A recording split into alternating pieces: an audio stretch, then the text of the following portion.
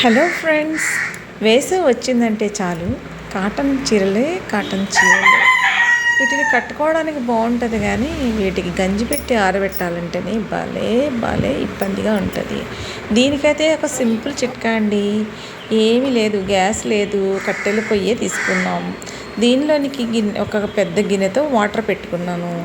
కట్టెల పొయ్యి బాగా మండుతూ ఉండాలన్నమాట. ఈ నీరు మరిగించుకోవాలి.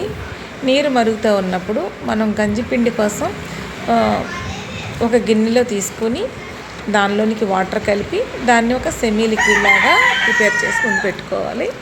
దాన్ని ఇప్పుడు మరుగుతున్న నీటిలోనికి పోసేసి ఇలా చిక్కని గంజిలాగా మనం దీన్ని ఉడికించుకోవాలి. ఇలా ఉడుకుతూ ఉన్నప్పుడు వదిలేయకూడదు, గరిటెతో కలుపుతూ ఉండాలి. గరిటెతో కలపటం వలన అడుగున మందంగా అది మాడిపోకుండా జిగురు పట్టేయకుండా ఉంటుంది అన్నమాట. ఒక 4-5 మినిట్స్ మనం ఇలా ఉడికించినట్లయితే మనకి గంజిపిండి బాగా ఉడికి తయారైపోద్ది. దీన్ని మనం ఇప్పుడు పక్కన ఎవరు మనుషులు నడవని చోట, ఏవి జంతువులు కూడా రాని చోట దీన్ని పక్కన పెట్టుకోవాలి. నీళ్ళలో పెట్టుకుంటే ఇది చల్లబడిపోద్ది అన్నమాట. చల్లబడిన తర్వాత మనం ఈ చల్లబడే లోపల మనం ఎన్ని కాటన్ చీరలకు పెట్టుకోవాలి, ఏమన్నా బెడ్షీట్స్ ఉన్నాయా, కాటన్ షర్ట్స్ ఉన్నాయా, అవన్నీ తీసి బయట పెట్టుకొని వాటి మీద ఒకసారి నీళ్లు జల్లి చెమ్మ చేసి పెట్టుకోవాలన్నమాట. ఇలాగ చెమ్మగా ఉన్నటువంటి బట్టలకైతే గంజి బాగా పడుద్ది. చీరలనైతే ఇలా ఫోల్డ్ చేసుకోవాలి. ఇలా ఫోల్డ్ చేసుకొని వాటిని గంజి పెట్టుకోవాలి. కొన్ని చీరలకి రంగు పోదు, కొన్ని చీరలకి ఎంతకాలం ఉతికినా రంగు వదిలేస్తుంది. కాబట్టి ముందు రంగు వదలని చీరలకి, రంగు వదలని బట్టలకి మనం గంజి పెట్టుకోవాలి.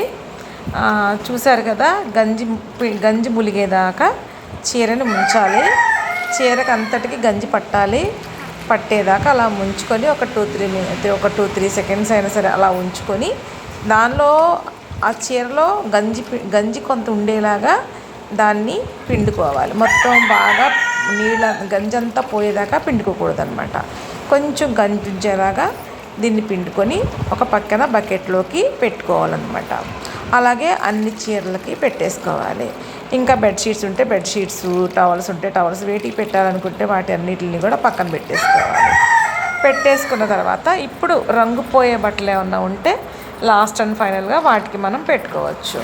ఇంకోటి ఏంటి అంటే, చీరలకి, వైట్ చీరలకైతే ముందు పెట్టేసుకోవచ్చు. ఎందుకంటే దానిలోనికి మనం నీలిమంది వేసుకుంటాం కాబట్టి వాటి కొంచెం గంజి తీసుకొని గిన్నెలో ఇక్కడ చూపిస్తున్నట్టుగా కలుపుకొని పెట్టుకుంటే బట్టలకి బాగుంటుంది అన్నమాట. మరి కంఫర్ట్ కూడా మనం ఈ గంజిలో వేసేసుకుంటే గంజితో పాటు కంఫర్ట్ కలిసిపోద్ది. చీరలుకి మనం ప్రత్యేకంగా పెట్టుకోనక్కర్లా. ఇలా బట్టలన్నిటికీ గంజి పెట్టేసుకున్న తర్వాత ఎండ టైంలో ఇది చేసుకోవాలన్నమాట. మాకు ఇంటి ముందు సిమెంట్ రోడ్డు ఉంటుంది. ఆ సిమెంట్ రోడ్డు అంతా పొద్దుటే శుభ్రంగా కడిగేసి చక్కగా ఈ చీరలు ఆరబెట్టుకోవటానికి రెడీగా పెట్టుకుని ఉంచామన్నమాట. ఇప్పుడు అది బాగా ఆరిపోయింది, ఎండగా ఉంది కదా, ఆరిపోయిన చోట ఈ చీరల్ని మేము 2 మనుషులను కలిపి పట్టి వీటిని జాగ్రత్తగా వేసుకుంటాం అన్నమాట. ఈ గంజి పెట్టుకోవడానికి మనకి ఎక్కువ టైం ఏం పట్టదు, కానీ గంజి ఉడికించుకోవడం, గంజి చల్లారబెట్టుకోవడం, ఇవే వర్క్స్ ఉంటాయి. కష్టమైన వర్క్ ఏం కాదు, ఎవరైనా చేసుకోవచ్చు. ఇప్పుడు బయట చెప్పాను కదా, రోడ్డు మీద బట్టలు ఆరబెట్టుకుంటున్నాం అనమాట. ముందు చీరకి 2 వైపులా పట్టుకోవాలండి. 2 వైపు అంచుల్ని పట్టుకొని ఆ చీరని ఒక్కసారి గట్టిగా దులపాలన్నమాట. అలాగా చూపిస్తున్నాను చూడండి, అలా దులపాలి. అలా దులపటం వల్ల ఏమవుతుందంటే చీర మధ్యలో ఉన్నటువంటి ముడతలు అవన్నీ కూడా పోతాయి. చీరని ఈ పక్కన ఆ పక్కన లాగి స్టిఫ్గా పట్టి వేసుకోవాలన్నమాట. ఇలా వేసుకుంటే చీర ఇస్త్రీ చేసిన చీరలాగా చక్కగా అందంగా రెప్పరెప్పలాడుతూ వస్తుంది. చీరకి ఎక్కువ గంజి పెట్టుకోకూడదండి, సగుమాస్తర గంజే పెట్టుకోవాలి.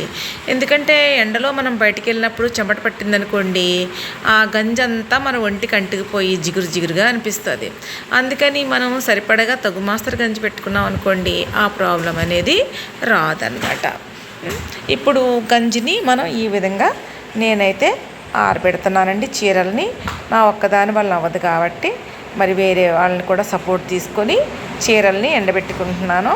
అలాగే చీరలు ఎండబెట్టిన తర్వాత మనం అక్కడ చూసుకుంటూ ఉండాలి. రోడ్డు కదా మేము వేసేది, కుక్కలు రావచ్చు, ఇంకా ఇతర యానిమల్స్ ఏమైనా రావచ్చు, పక్షులు వాలచ్చు.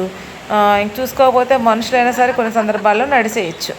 అయితే మాది చివరి ఇల్లు కాబట్టి కొన్ని ప్రాబ్లమ్స్ ఉండవు. కానీ ఏదేమైనా మనం జాగ్రత్తగా ఉండాలి కాబట్టి మేము అక్కడ ఈ చీరలు ఆరేదాకా చూసుకుంటామండి.